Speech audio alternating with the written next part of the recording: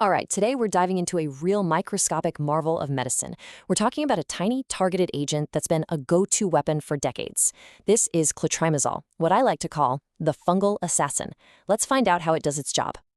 So let's be real for a second. Have you ever had that just awful, nagging, itchy feeling from a fungal infection? Yeah, you are definitely not alone. These things are incredibly common, but how we actually fight them, well, that's where things get really clever. And that's where our story really kicks off. Inside that simple tube of cream you buy at the store, there's a highly specialized agent, a microscopic assassin that's been engineered for one single purpose: to hunt down and destroy the fungus causing all the trouble.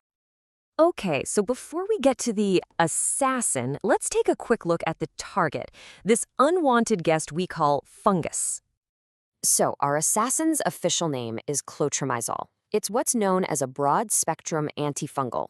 That just means it works against a whole bunch of different fungi. It's part of the azole family of drugs, which have been a trusted line of defense for a really long time. I mean, decades. Which, tells you a lot about how safe and reliable it is. But how does it actually work? This is where it gets super fascinating. We're about to pull back the curtain on the assassin's secret plan of attack. And here it is, the most brilliant part of the whole operation. I mean, think about it. How can a chemical be smart enough to wipe out an invading fungus cell while leaving your own healthy human cells, which are right next to it, completely untouched? Well, the answer is all about one tiny, critical difference. Fungal cells build their outer wall, their little suit of armor, using a substance called ergosterol. Our human cells, on the other hand, use cholesterol to do the same job. That small difference, it's everything. It's like the secret password. Ergosterol is the specific target clotrimazole's programmed to find. And this is the absolute genius of its design. Clotrimazole is like a lockpick that only, and I mean only, fits the ergosterol lock. It just completely ignores our cells with their cholesterol locks and goes straight for the fungus's weak spot. So the whole plan unfolds in 3 simple steps. First, it gets in and blocks a key enzyme, basically cutting the supply line to the fungus's factory. Then, step 2, this stops the fungus from making any more ergosterol, the main building block for its cell wall. And finally, without that ergosterol, the wall just gets weak and leaky, and the whole cell basically falls apart. Boom, mission accomplished. And this quote right here, it just perfectly explains why it's so safe. It talks about selective toxicity. That's just a sciencey way of saying it's a precision weapon.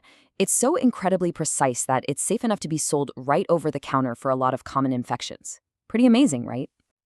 Okay, so now let's talk about how we actually deploy this agent in the real world. Because depending on the mission, our assassin can take on a few different forms. For stuff on your skin, like athlete's foot or jock itch, you'll usually see it as a topical cream or spray. For vaginal yeast infections, there are specialized creams and tablets. And for something like oral thrush, it's actually made as a lozenge that dissolves in your mouth, which keeps the medicine right where the infection is.